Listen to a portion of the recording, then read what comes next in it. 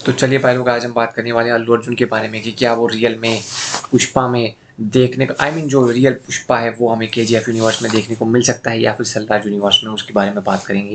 लेकिन अगर आपको ये वीडियो पसंद आए तो चैनल को सब्सक्राइब करना ना भूलिए और बेल आइकन को भी दबा दीजिए। प्लीज़ सब्सक्राइब कीजिए अगर ये थ्योरीज आपको पसंद आई। ये एक प्रेडिक्शन है, ये रियल ऐसा नहीं कि भैया जो हम पहले मूवीज़ वाले हो जो कि प्रोड्यूसर हैं आई थिंक सल्लाज यूनिवर्स के, उन्होंने बोल दिया हो, ऐसा कुछ भी नहीं है। ये सिर्फ प्रेडिक्शन वाली थ्योरीज आती हैं जो मैं लाता रहता हूँ।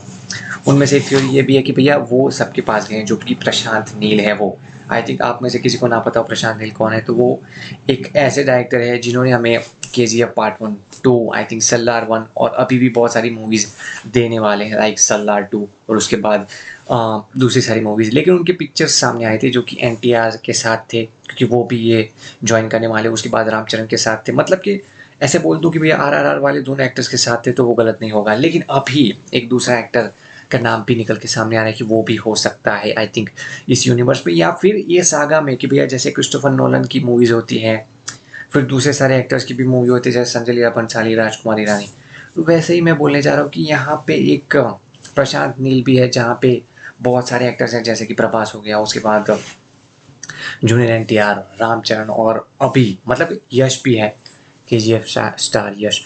और उसके बाद अभी एक पुष्पा के अल्लू अर्जुन को भी उन्होंने ऐड कर दिया है। शायद ऐसे तो रूमर्स आ रहे हैं कि भैया वो भी प्ले करने वाले हैं कोई अलग सा कैरेक्टर जो कि आगे इंट्रोड्यूस किया जाएगा। सल्लार में इंट्रोड्यूस नहीं किया जाएगा, लेकिन उसके बाद एक सेपरेट जो मूवी अगर बनाई जाएगी तो उसमें इंट्रोड्यूस होगा ये वाला कैरेक्टर और बहुत ही ज़्यादा मज़ा आएगा, क्योंकि यार इस टाइप की चीज़ें देखने में हमें बहुत ज़्यादा एक्साइटमेंट देखने को मिलती है। बात करें अगर इस मूवी की, तो ये मूवी अभी तो रिलीज़ नहीं होगी क्योंकि फुल्ली आई थिंक 4-5 साल के लिए पैक्ड है अल्लू अर्जुन पुष्पा के लिए। लेकिन पुष्पा उसके बाद शायद हमें कुछ ना कुछ चीज़ें देखने को मिल सकती है, जैसे कि कोई अलग पोस्टर या कोई अलग साइन वाली चीज़ें।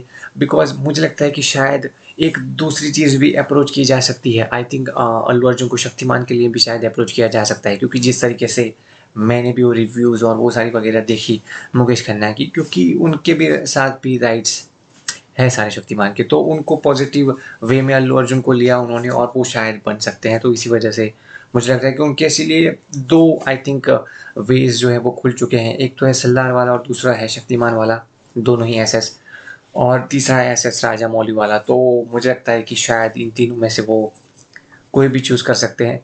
एसएस राजा मौली वाले इसलिए नहीं कहूँगा क्योंकि वो कंफर्म नहीं लग रहा मुझे, लेकिन ये तो कंफर्म लग रहा है कि यार वो सामने से कोई चीज़ें अप्रोच करे तो मुझे लगता है कि कहीं ना कहीं अच्छी सी चीज़ भी देखने को मिल सकती है। और इस टाइप की चीज़ें हमें बहुत ज़्यादा एक्साइटमेंट दिलाती है कि चाहे वो शक्तिमान भी हो या चाहे वो सल्लार वाली चीज़ भी करनी हो आगे की, भी या कोई अलग नाम से या फिर अलग चीज़ लेकर के ये लोग मूवी लेकर के आ रहे हों, लेकिन उस तरीके का एक्शन जो कि प्रशांत नील लेकर के आ रहे हैं और उस तरीके का डायरेक्शन जो कि वो अपनी मूवीज़ में ज़्यादातर दिखाते हैं कि जिस तरीके से मास वाला सिनेमा दिखाते हैं वो, और किस तरीके से एक हीरो को प्रेजेंट किया जाता है वो 80s वाले ज़माने में।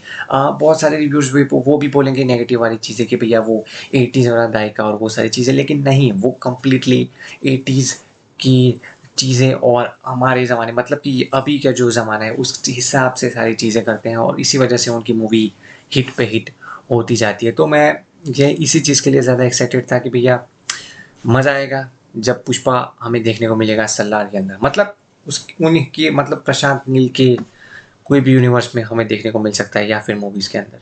तो बस आज के लिए इतना ही, मिलते हैं अगले वीडियो में।